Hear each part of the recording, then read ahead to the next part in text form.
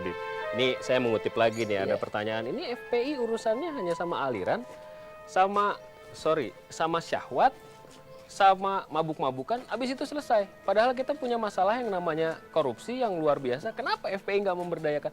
Saya rasa kalau misalnya Laskar FPI mengobrak-abrik kantor koruptor, nggak ada yang, ya walaupun saya nggak menyarankan itu, saya tidak menyarankan itu gitu. Istilahnya ini bercandaannya aja, nggak ada yang komplain juga barangkali. Iya. Jadi sebetulnya kalau FPI tidak punya perhatian ke masalah korupsi itu tidak benar. Mungkin bisa menjadi catatan bahwa bagaimana KPK itu akhirnya menangkap Aulia Pohan selaku daripada besan Bapak Presiden, itu juga tidak lepas dari tekanan yang dilakukan oleh FPI. Oh ya? Jadi beberapa kita datangi KPK, kemudian kita berikan pressure, kita demo, dan di situ juga kita pertanyakan kenapa KPK sudah 3 kali memanggil Aulia Pohan ketika itu, tapi masih belum berani untuk menahannya. Nah, akhirnya setelah di demo, di pressure saat itu, mereka tidak punya pilihan kecuali untuk menahan Aulia Pohan. Dan itu pun kita suarakan di berbagai macam media. Artinya tidak benar kalau FPI tidak peduli. Yang pada akhirnya Aulia Pohan walaupun besan presiden, ditahan juga. Tapi kan Aulia cuma 1 orang. Sementara ini kan sebagai contoh. Nah, ini kita sebagai contoh. Artinya saya menyebut satu bukan sebagai pembatasan, tapi sebagai contoh. Nah, ada peristiwa-peristiwa daripada korupsi yang lain, kita tetap konsen. Baik yang di pusat maupun di berbagai daerah. Cuma memang kita mesti akui bahwa menghadapi persoalan korupsi dengan menghadapi persoalan pelacuran, perjudian, kemudian pornografi dan porno aksi, itu jauh lebih sulit untuk dicari data-data pembuktiannya. Karena di FPI ada satu aturan. Tidak boleh kita menyoroti suatu persoalan kemunkaran, baik itu menyangkut korupsi ataupun menyangkut kemaksiatan, kalau tidak punya data. Jadi kalau konon katanya atau hanya karena berdasarkan berita media, itu tidak boleh kita ikut mengangkat bicara. Tapi saya prihatin tuh kalau misalnya FPI mengatakan bahwa spesialisasi mereka adalah hanya pelacuran. Saya tidak katakan hanya. Saya tidak katakan hanya. Karena kan Islam itu selama kan ini betul. Selama ini yang digeluti oleh FPI dari semenjak lahir memang di bidang itu. Nah, karena pengalamannya yang sudah sekian tahun sehingga FPI punya keahlian dan keterampilan sendiri di dalam menghadapi persoalan itu. Nah, sedangkan di dalam persoalan korupsi, ini kan perlu spesialisasi khusus.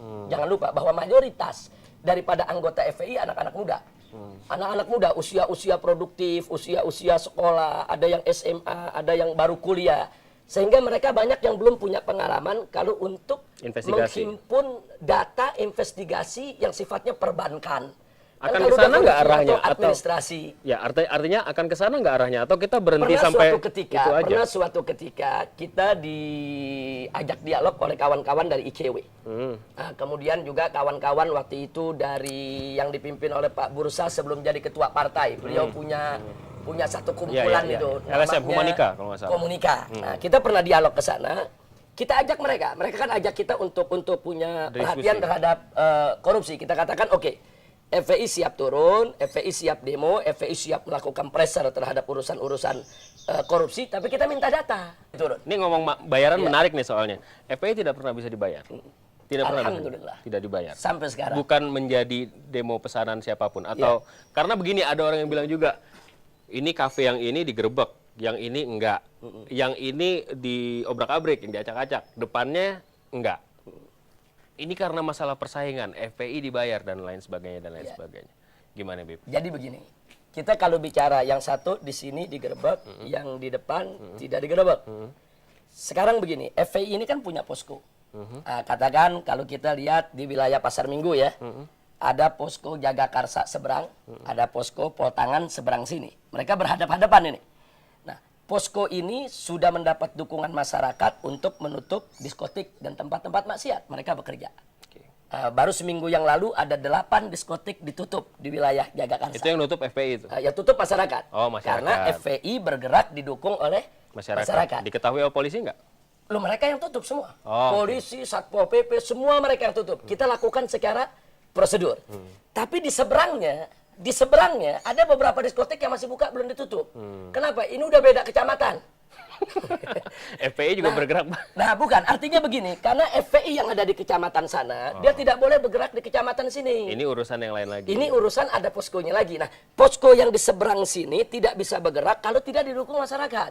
Jadi persoalannya bukan persoalan yang di sono bayar, yang di sini nggak bayar. Oh, tapi masalahnya persoalan prosedur. Ya. Yang di sana sudah didukung masyarakat, yang di sini belum didukung masyarakat.